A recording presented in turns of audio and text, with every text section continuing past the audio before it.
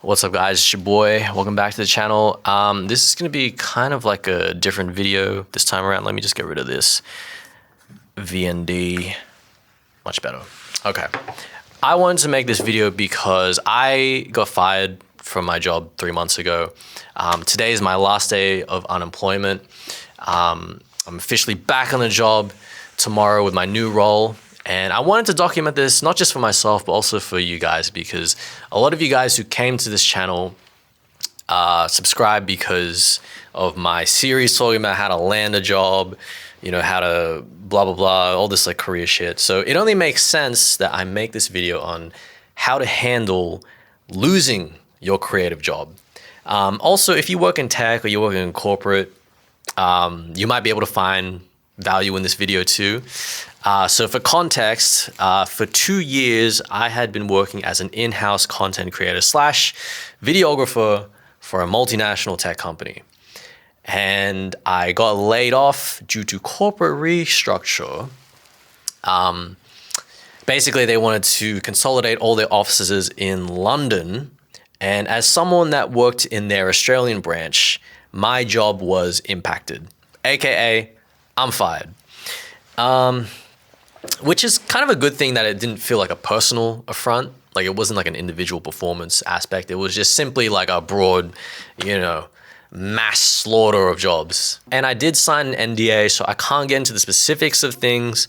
I will just say that they were very generous with their severance package. They were very professional about it all, very amicable. I woke up one random Tuesday morning to see that my Google Calendar was completely wiped clean, blank, and I had this 30-minute call with HR and this other person that I've never seen or spoken to before, and I immediately knew what was up.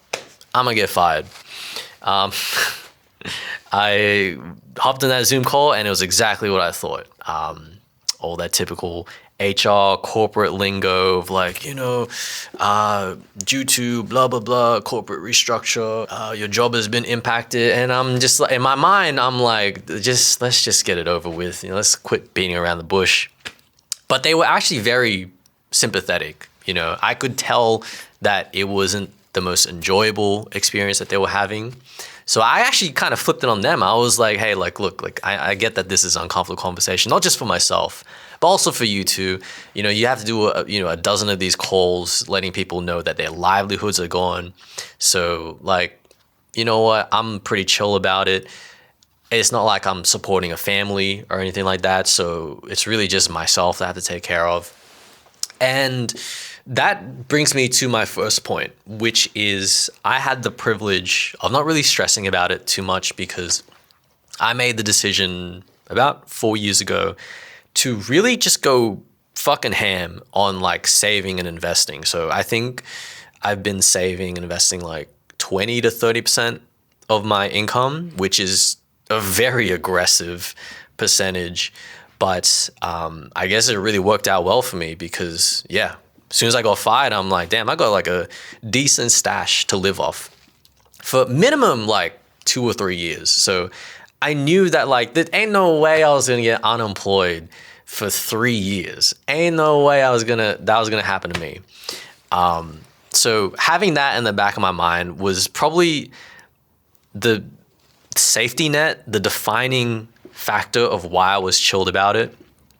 And two, I also credit, I had some travel plans booked. And of course they fire me a week before I go on like a 5-week vacation. But you know what? I still decided to go through with it because one, it was already planned and I didn't want to waste all that mental energy. Two, I'd say about 60% of it was already paid for as far as like accommodation and flights. So, and I'm the kind of person that like, I don't buy the extra like $5 for the refund policy. I'm like, you know what? Once I buy something, I'm committed to it. So I couldn't get my money back even if I tried. And then three, I thought that this would be really good for my mental health.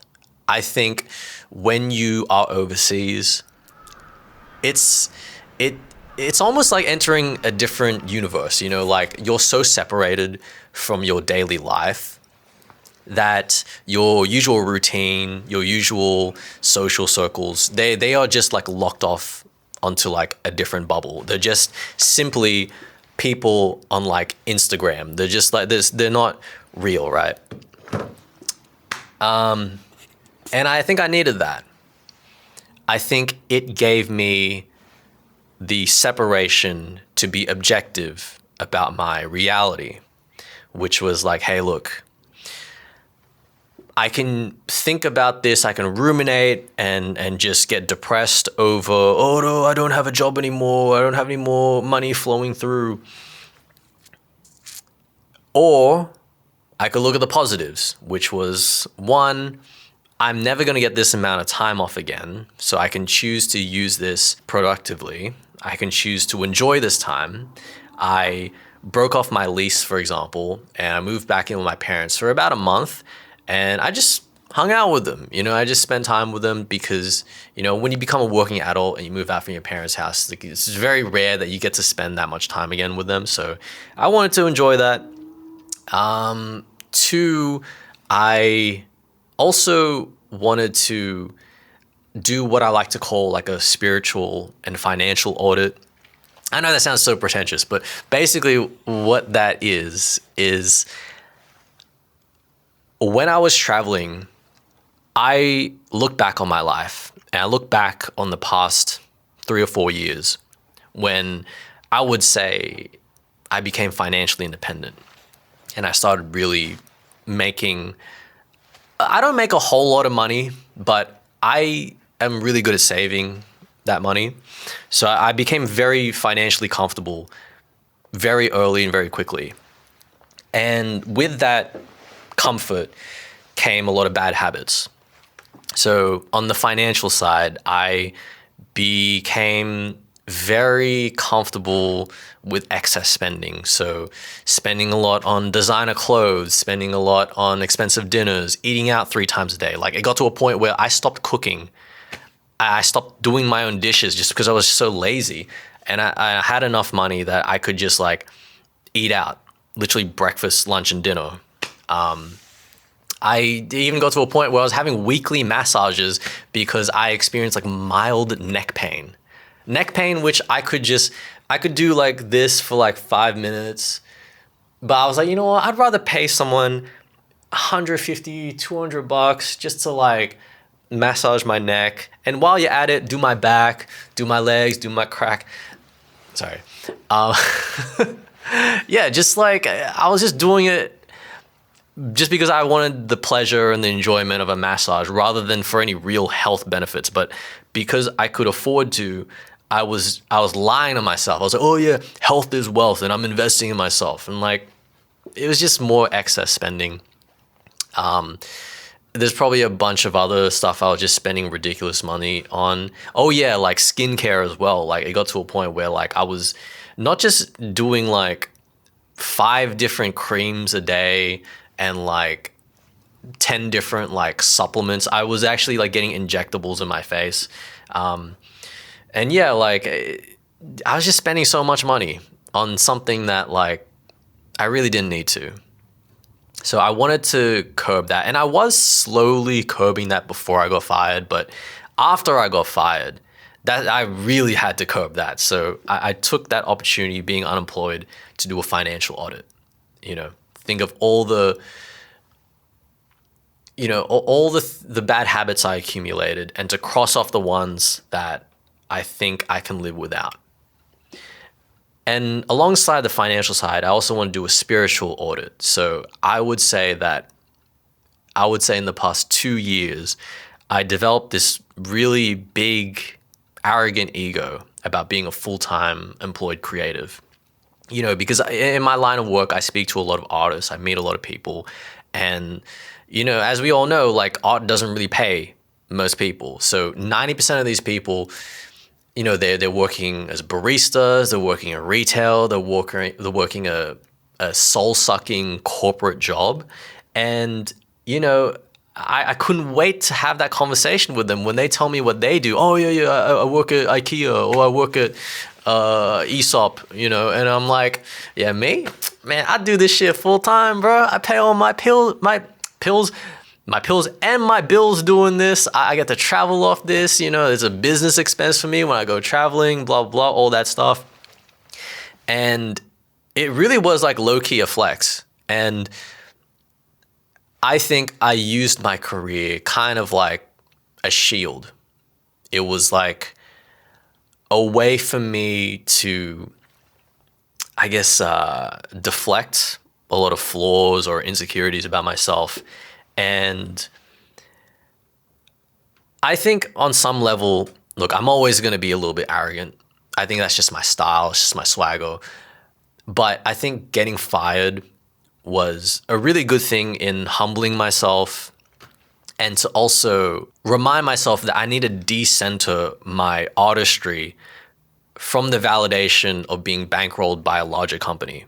You know what I mean? Like, I think ultimately I got into a full-time 9 to 5 because I wanted to save and invest so much money that I can just be an independent artist. But along the way, I got sucked into the whole dick stroking of like a job title. And that's something that I'm trying to decenter now. And I think being fired in such a cold, impersonal way was a reminder like, hey, look, like these businesses, you know, the second you become unprofitable, they're just going to drop you. So I need to acknowledge that, hey, look, like when I get a job, do the best job that I can, work that 9 to 5 within those hours. Gotta do some overtime. Unfortunately, that's just the market these days. But outside of that, you know, on the evenings, on weekends, that is the art that I want to do. And I want to make it a focus moving forward to get back to those roots, you know? So that's part of the spiritual side of things. I think the first couple weeks after I got fired, I felt this immense sense of shame. You know, it's like an unemployed stank, you know, I was like trying to avoid it, you know, and I actually like canceled a lot of like social events because like I knew that there was going to be a point in time where like, hey, what do you do? What do you do for a living? And like, I didn't want to say like, hey man, I just got like fucking unemployed and shit. You know what I'm saying? Like I got unemployed and shit, bro. Like, you know what I'm saying? I didn't want that. I didn't want to have that conversation.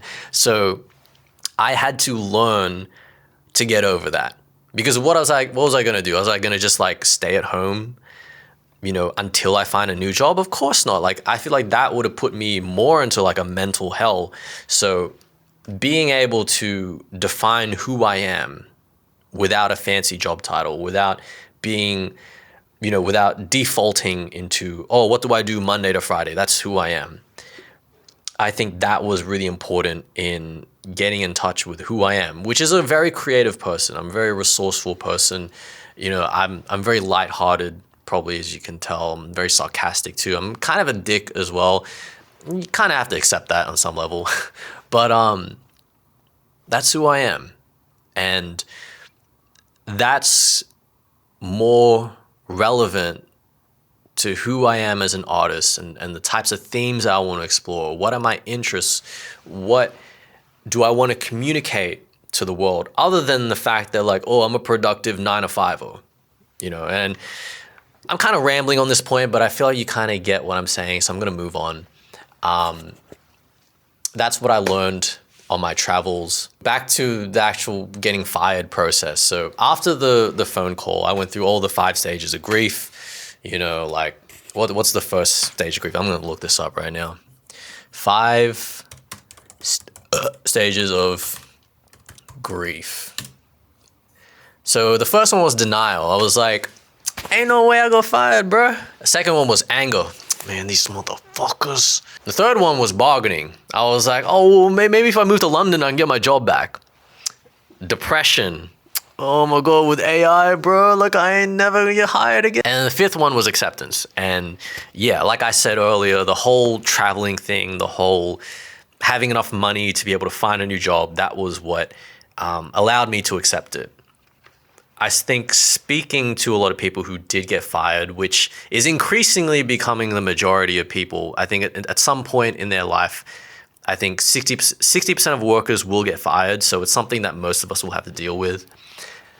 Speaking to a lot of people who have gotten fired, they always say the same thing, which is the job I'm at now is much better than the one I had before I got fired. So knowing that helped me to accept the situation I was at. Looking at the silver lining, aka looking at all the positives, helped me a lot. And I had this self-awareness throughout the whole thing that I knew I was going to get over it and to just enjoy it for what it was. So what happened after I got back from my trip? So after 5 weeks of travel, I got back to Sydney. I was like, shit, I got to do this job hunt thing. And I was very fortunate in that I only needed to look for a job for like 4 weeks. I think on average, I applied 5 jobs a day. So that's like 100, 150 jobs I applied for. And I got about 7, 8 callbacks and 4 job offers. So that was pretty good. I think my first instinct was to think, I'm so lucky that this happened. But I think a lot of it was that preparation. I think having that good saving habit gave me a lot of runway to be able to decline certain jobs I didn't want, certain jobs that I thought, you know what, on second thought, I don't think this really aligns with my long-term career goals. And it gave me this like big dick energy, like not to sound like crude or anything like that, but like when I walked into these job interviews and I met these people, like I didn't come at it with this desperation, which I think 90% of job interviewees go into it with. I was just like, you know what? I'm skilled. I'm the asset that you need. You're going to have to make this company appeal to me. And I had this very like chilled demeanor about getting fired. I was very upfront with them, like, hey, look, like I got made redundant.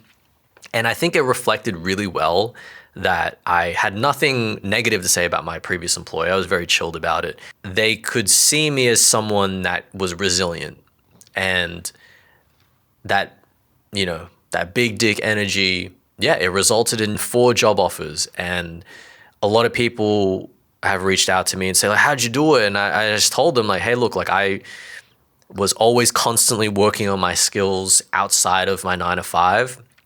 I do a lot of freelance work. I always make sure that it doesn't interfere with my day job because you always have to have that as your primary source of income, at least until like your business starts to, exceed that, then you can rethink that. But for the time being, always use freelance work or free gigs as an opportunity to upskill yourself because in the age of AI, I am making a concerted effort to work on my portfolio, my personal brand, and to work on skills that AI can't touch. I think moving forward, and this is kind of getting to a territory where I have to make a new video on this. I'm of the mindset that I'm not really like threatened by AI. I mean, obviously parts of my job, a large part of my job is going to be automated, but I think my goal, which is to be an artist, which is to be a content creator, to make my own personal brand, that is something that AI can't really touch. I think that the one thing that will make things AI proof is our sentimentality towards who makes the content, who makes the art.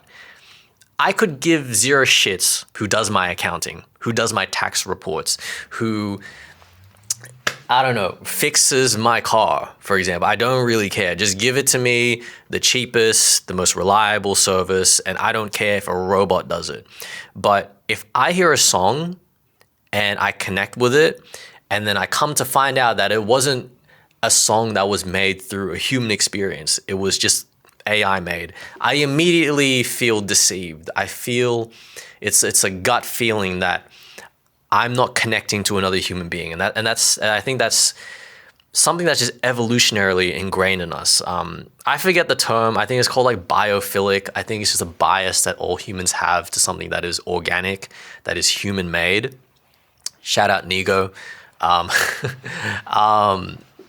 And yeah, I think content creators, musicians, artists, there is always going to be a lane for things that are made by a real life human being, because ultimately storytelling is about human connection. And you can have an amazing story, witty wordplay, delivery, but if it's AI made, if it's robotic made, it feels cheap. it feels soulless. And feelings, anyway, like I said, that's a different video for another day. But what I'm trying to say is I'm trying to double down on those skills. I'm trying to get better on camera, which is why I'm making this YouTube video to begin with. Like I've said in a bunch of videos before, I barely make money off this YouTube channel. It pays off like 1 or 2 bills a month. That's it. But yeah, I am doubling down and I'm betting on myself, and that confidence, that potential overconfidence, that's what's helped me get through this rough period. That's what's helped me bounce back so quickly, I think. And it's why I was able to land a job relatively quickly compared to some of my other colleagues. Anyway, damn, this is a long ass video. It's like 22 minutes. I can't, kind of lazy to edit this.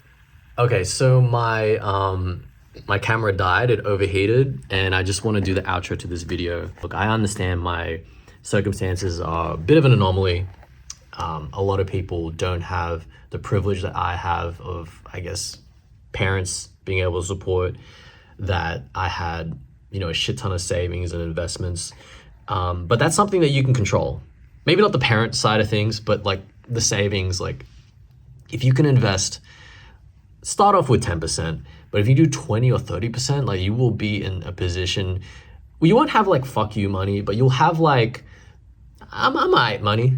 And that's the difference between feeling like getting fired is life or death, and being fired is kind of like a silly little story you can tell your friends or your like small subscriber base of like 10,000 viewers on YouTube. So yeah, save and invest a bunch of money if you can. And lastly, to just bet on yourself.